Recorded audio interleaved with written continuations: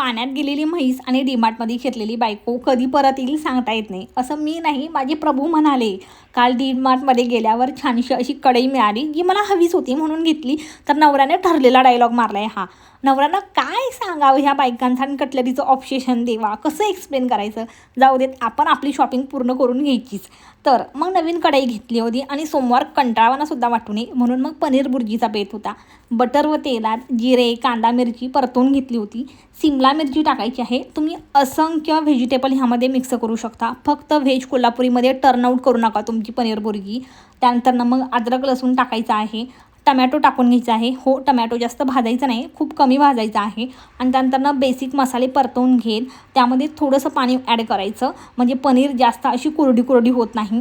त्यानंतर किसलेलं पनीर ॲड करायचं, 5 मिनटं शिजवून घ्यायचं आहे. मराठी आपल्या साध्या पद्धतीने ही पनीर बुर्जी केली होती, ट्राय करा.